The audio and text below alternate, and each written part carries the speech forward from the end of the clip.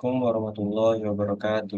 Izin memperkenalkan diri, nama saya Wahyunata Mahendra dengan nomor NIM 13012131101 dari IF 4509. Jadi maksud dan tujuan saya membuat video ini adalah untuk memenuhi tugas penilaian evaluasi CLO1, yaitu membuat infografis terkait project management. Baik dapat dilihat pada poster di samping atau infografis di samping, yaitu project management atau manajemen proyek merupakan praktik perencanaan pelaksanaan dan pengendalian proyek yang melibatkan teknologi informasi dan komunikasi untuk mencapai tujuan yang spesifik dalam batasan waktu, anggaran, dan sumber daya yang telah ditentukan. Proyek TIK bisa berupa pengembangan perangkat lunak, implementasi sistem baru, migrasi data, atau peningkatan infrastruktur teknologi.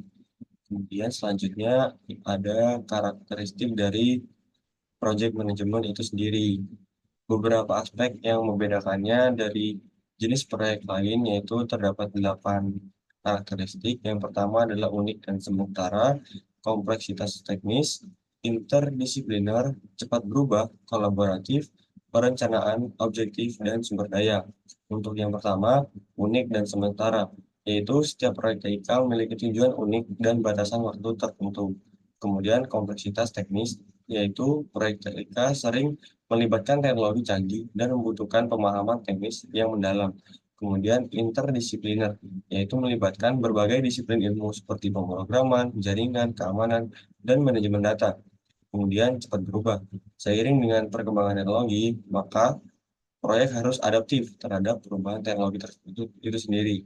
Kemudian kolaboratif, yaitu melibatkan berbagai pemangku kepentingan termasuk tim teknis, manajer proyek, dan pengguna akhir. Kemudian memerlukan perencanaan. Manajemen proyek membutuhkan perencanaan yang matang untuk menentukan langkah-langkah yang diperlukan guna mencapai tujuan proyek. Ini mencakup penyusunan rencana proyek yang detail, termasuk jadwal anggaran, alokasi sumber daya, dan manajemen risiko. Perencanaan yang baik memastikan bahwa semua aspek proyek diperhitungkan dan dapat berjalan dengan lancar. Kemudian mempunyai objektif atau produk tertentu yang harus dicapai. Setiap proyek memiliki tujuan atau produk akhir yang spesifik yang harus dicapai. Objektif ini bisa berupa pengembangan perangkat lunak baru, implementasi sistem IT, atau penyelesaian infrastruktur jaringan. Keberhasilan proyek diukur berdasarkan apakah tujuan ini tercapai sesuai dengan spesifikasi yang telah ditentukan. Kemudian, sumber daya yang dilibatkan dalam proyek tersebut relatif terbatas. Proyek biasanya dihadapkan pada keterbatasan sumber daya, baik itu waktu, uang, atau tenaga kerja. Manajemen proyek harus mengoptimalkan penggunaan sumber daya yang tersedia untuk menyelesaikan proses sesuai dengan batasan yang ada. Pengelolaan sumber daya yang efektif adalah kunci untuk memastikan proyek dapat selesai tepat waktu dan sesuai dengan anggaran. Selanjutnya ada jenis organisasi dalam manajemen proyek. Terdapat 3 jenis organisasi, meliputi fungsional, proyek atau projectize, dan yang ketiga adalah matriks. Untuk yang pertama, fungsional. Fungsional adalah struktur organisasi di mana tim proyek bekerja dalam departemen fungsional masing-masing, misalnya IT, pemasaran, dan keuangan. Manajer proyek memiliki wewenang terbatas dan koordinasi antar departemen seringkali kompleks. Kemudian yang kedua ada proyek atau projectize, yaitu organisasi ini berfokus pada proyek di mana tim sepenuhnya didedikasikan untuk proyek tersebut. Manajer proyek memiliki kontrol penuh atas proyek dan sumber daya. Dan yang terakhir adalah matriks, yaitu kombinasi dari struktur fungsional dan proyek. Tim proyek memiliki 2 manajer, satu untuk fungsi, misalnya IT, dan satu untuk proyek.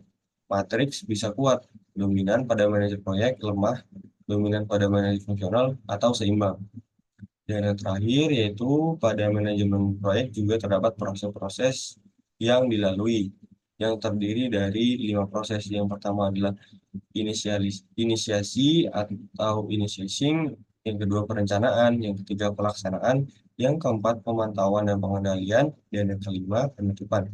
Untuk yang pertama inisiasi, yaitu terdapat beberapa aktivitas yang dilakukan, yaitu mendefinisikan proyek dan mendapatkan persetujuan, kemudian membuat dokumen proyek awal seperti piagam proyek, kemudian mengidentifikasi pemangku kepentingan utama.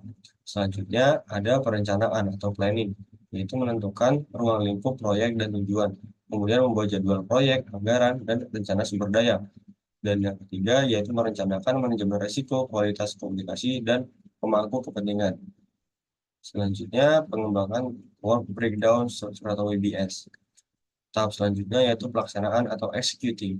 Terdapat beberapa proses yang dilakukan, diantaranya yaitu mengelola tim proyek dan sumber daya, mengkoordinasikan tugas, dan memastikan semua tim bekerja sesuai rencana, melakukan komunikasi dan manajemen pemangku kepentingan secara aktif, kemudian mengelola kualitas dan risiko.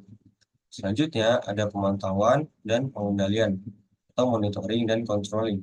Terdapat beberapa aktivitas yaitu memantau kemajuan proyek terhadap rencana, mengelola perubahan ruang lingkup, jadwal dan anggaran, melakukan penilaian kinerja dan laporan kemajuan, mengelola risiko dan mengambil tindakan korektif jika diperlukan, dan yang terakhir adalah tahap penutupan closing.